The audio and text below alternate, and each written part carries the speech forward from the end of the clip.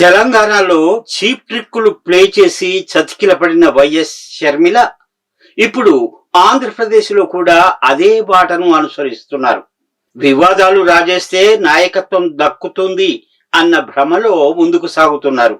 దళితవాడల్లో హిందూ దేవాలయాల నిర్మాణాన్ని వ్యతిరేకిస్తూ షర్మిల చేసిన వ్యాఖ్యలు మంటలు రేపుతున్నాయి. చంద్రబాబు గారు మళ్ళీ అడుగుతున్నాం, మీరు గుడులు కడతామంటున్నారే దళిత కాలనీలలో, ఈ గుడులలో పూజారులు ఎవరు? బ్రాహ్మణులు ఉంటారా? దళితులు ఉంటారా? చంద్రబాబు గారు రాసివ్వగలరా పూజారులంతా దళితులే ఉంటారు అని? ఎస్సీ ఎస్టీ కాలనీలలో అసలు టీటీడీ గుడులు కావాలి అని చంద్రబాబు గారికి ఎవరు చెప్పారు? ఎందుకు నెత్తినెత్తుకుంటున్నారు? ఇది 5,000 గుడులు దళిత కాలనీలో టీటీడీ కట్టించడాన్ని కాంగ్రెస్ పార్టీ తీవ్రంగా వ్యతిరేకిస్తుంది. ఇది మన సెక్యులరిజం విధానానికి చాలా వ్యతిరేకం. వైఎస్ షర్మిల కుటుంబం చాలా కాలంగా క్రైస్తవ మత ప్రచారంలో ఉంది. ఆమె తాతల నుంచి కడప జిల్లాలో క్రైస్తవ మత ప్రచారం చేస్తున్నారు. ఇక ఆమె భర్త అనిల్ కుమార్ వందలాది చర్చిలను నిర్వహిస్తున్నారు. అలాంటి కుటుంబం ఇప్పుడు హిందూ దేవాలయాల నిర్మాణాన్ని వ్యతిరేకించడం వెనక పెద్ద కుట్ర దాగి ఉంది. ముఖ్యంగా దళితవాడలలో దేవాలయాలు నిర్మిస్తే క్రైస్తవ మతం వ్యాప్తి ఆగిపోతుందనే కడుపుమంటే దీనికి కారణం. దేవాలయాల ద్వారా దళిత సమాజం హిందూ మతానికి మరింత దగ్గరవుతుందని, అందుకే షర్మిలకు ఇది నచ్చడం లేదని తెలుస్తోంది. ఈ విషయంలో క్రైస్తవ చర్చిల మాటలను షర్మిల చిలక పలుకుల్లా పలుకుతున్నారు అని అర్థం చేసుకోవచ్చు. హిందూ సమాజం ఇక ఇలాంటి వ్యాఖ్యలను సహించదని బీజేపీ హెచ్చరిస్తోంది. టీటీడీ నిర్ణయం ఆధ్యాత్మికతను పెంచే దిశగా తీసుకున్న సత్కార్యం. దాన్ని అడ్డుకోవాలని చూస్తే ఊరుకునేది లేదని బీజేపీ నేతలు స్పష్టం చేస్తున్నారు. శ్రీమాత్రే నమః. వందే మాతరం.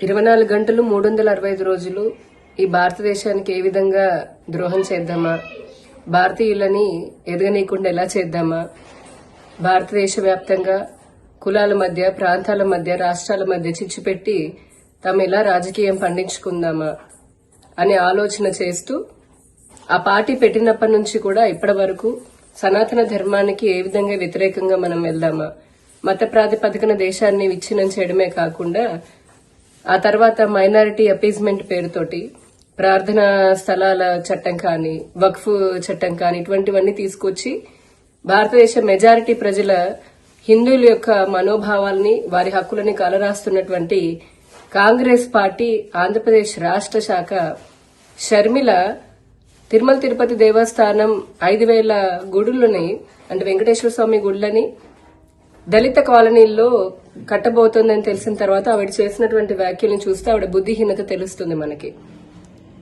మరి ఆవిడ రాష్ట్ర శాఖ అధ్యక్షురాలుగా ఏ విధంగా అయ్యారో నాకైతే అర్థం కావట్లేదు. కానీ తిరుమల తిరుపతి దేవస్థానము ఆంధ్రప్రదేశ్ ప్రభుత్వం నుంచి ఏ రోజు కూడా డబ్బు తీసుకోలేదు.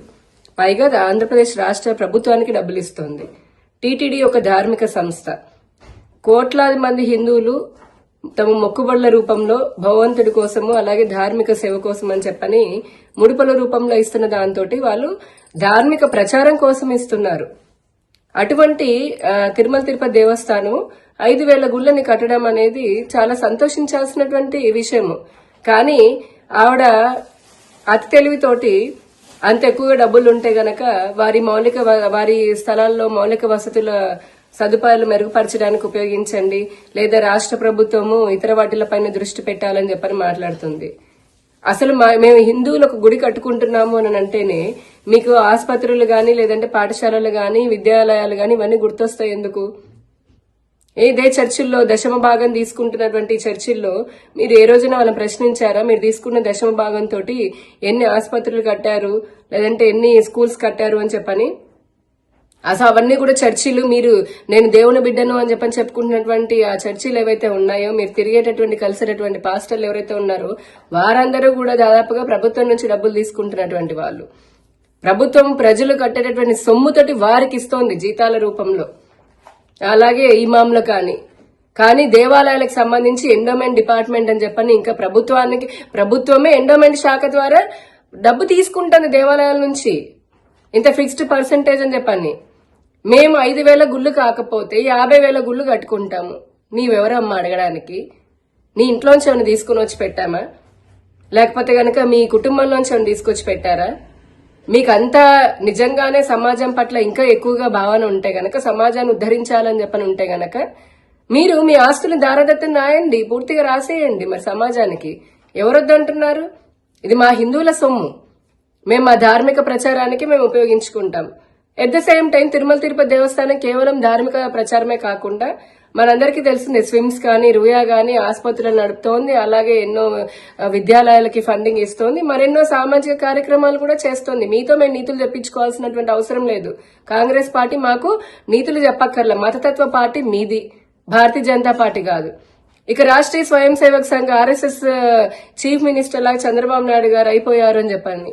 మీ పార్టీ పుట్టినప్పటి నుంచి ఆర్ఎస్ఎస్ ఏదో చేయాలని చెప్పని ఇప్పటి వరకు తాపత్రయపడుతూనే ఉన్నారు. మీకంటే పెద్ద గనులే. ఈ రోజు వరకు ఏమీ చేయలేకపోయారు. ఎందుకంటే 100 సంవత్సరాలు అయినప్పటికీ రాష్ట్రీయ స్వయం సేవక్ సంఘ్ సమాజ హితం కోరుతోంది. ఈ సమాజం మొత్తంలో సమరసత రావాలని కోరుకుంటోంది. ఈ దేశ ప్రజలందరూ కూడా వారి వ్యక్తి నుంచి కుటుంబం, కుటుంబం నుంచి సమాజం, సమాజం నుంచి ఈ రాష్ట్రము, దేశము కూడా అభివృద్ధి చెందాలని చెప్పని కులానికి, మతానికి, ప్రాంతానికి అతీతంగా కోరుకుంటుంది. విశ్వ కళ్యాణం కోరుకుంటుంది ఆర్ఎస్ఎస్. అలాంటి ఆర్ఎస్ఎస్ గురించి మాట్లాడేంత స్థాయి మీకు లేదు.